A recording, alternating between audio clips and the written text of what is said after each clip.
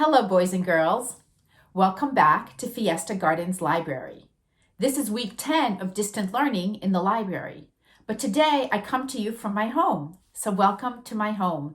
The library is actually being used, and that is why I am doing story time from my house. Last week and this week were very big weeks in our political history. We elected a new president. And because of that, I would like to continue reading to you a book about presidents. The Next President by Kate Messner. The first page has George Washington on it. The Next President. The Unexpected Beginnings and Unwritten Future of America's Presidents by Kate Messner. Quick! Name the President of the United States. The current president is Donald Trump. The president-elect is Joe Biden.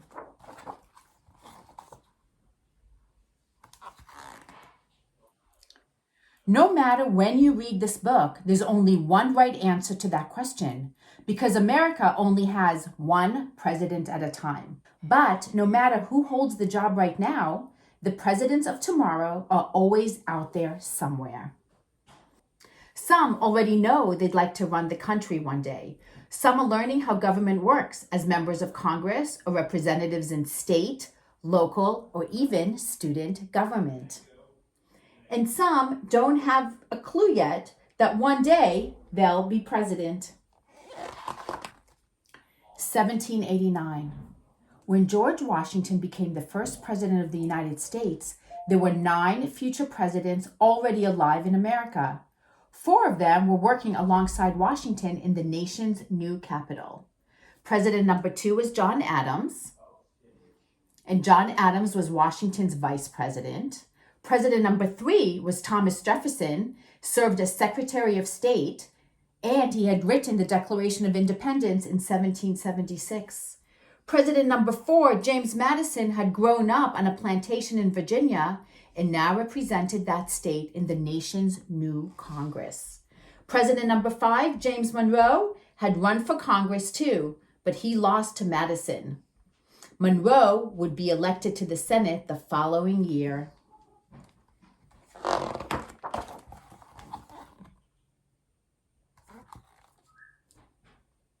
(1789). At the time of Washington's inauguration, when he actually became president, Presidents 6 and 7 were both practicing law. President 6 was John Quincy Adams, who was a lawyer, and President 7 was Andrew Jackson, and he was living in a boarding house in Nashville. While Presidents 8, 9, and 12 were all kids, Presidents 10 and 11 hadn't even been born yet.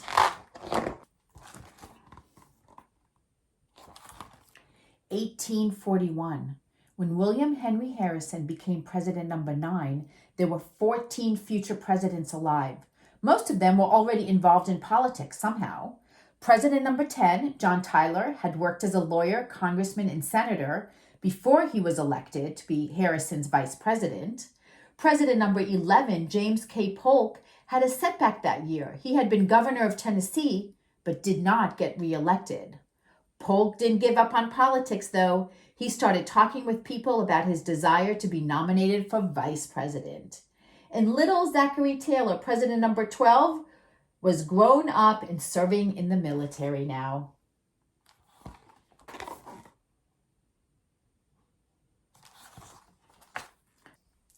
Presidents 13, 14, 15, 16, and 17 were all serving in government then.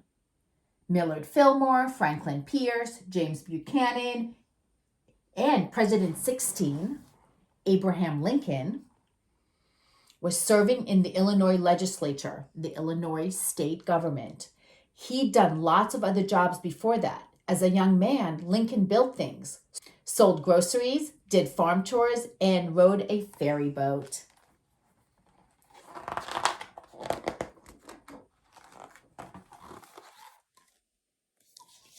Presidents 18 and 19 were both in college in 1841. Presidents 20, 21, and 22 were all busy growing up. Snapshot. After serving in the Illinois General Assembly and losing a race for U.S. Senate, Abraham Lincoln finally made it to the White House and brought along two goats, Nanny and Nanko. Nanny used to get in trouble for eating blossoms out of the flower beds. Lincoln wasn't the only president with a penchant for pets. Warren Harding had an Airedale named Ladle Boy, who used to attend cabinet meetings with the president. When Calvin Coolidge was in the White House, Mrs. Coolidge had a raccoon named Rebecca that she took for walks on a leash. And then there was William Johnson, who had a hippopotamus nicknamed Billy, a pygmy hippo for the president, received as a gift in 1927. A hippopotamus in the White House. 1897. When President number 25, William McKinley, moved into the White House with his Vice President Garrett Hobart, there were 9 future presidents alive. And other future presidents were busy with different jobs. Presidents 32, 33, and 34 were actually kids then in 1897. 1961. But it was President 35, John F. Kennedy, who was the youngest to be elected to the job. Kennedy was 43 years old when he took the oath of office. The next 10 presidents were alive then too, scattered all across the country. 1961. President 38, Gerald Ford, was serving in Congress.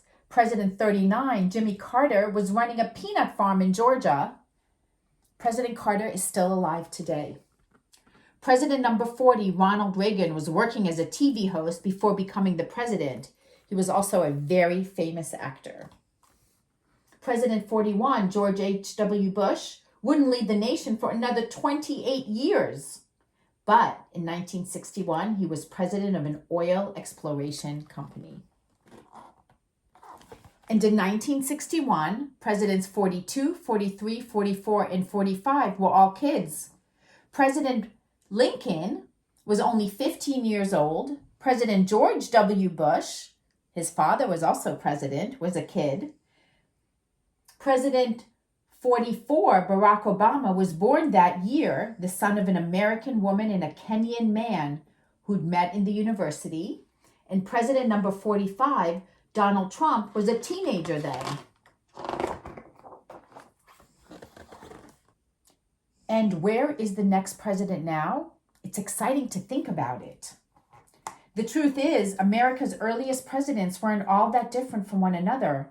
Most were wealthy, white, Protestant men who might have been surprised if they'd been around to see a Catholic or an African-American man elected president, or a woman nominated a major party for the highest office in the land.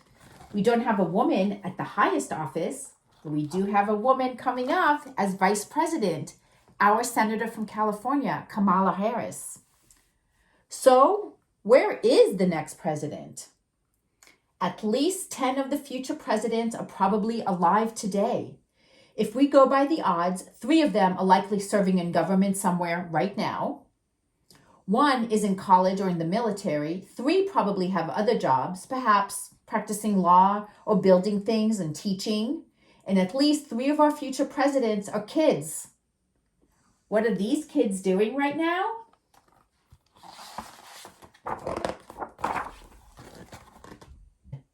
They might be solving math problems or reading books or writing poetry or making art or making change. For now, they're busy growing up, growing into the job, listening, learning, and getting ready to lead. Maybe it's you.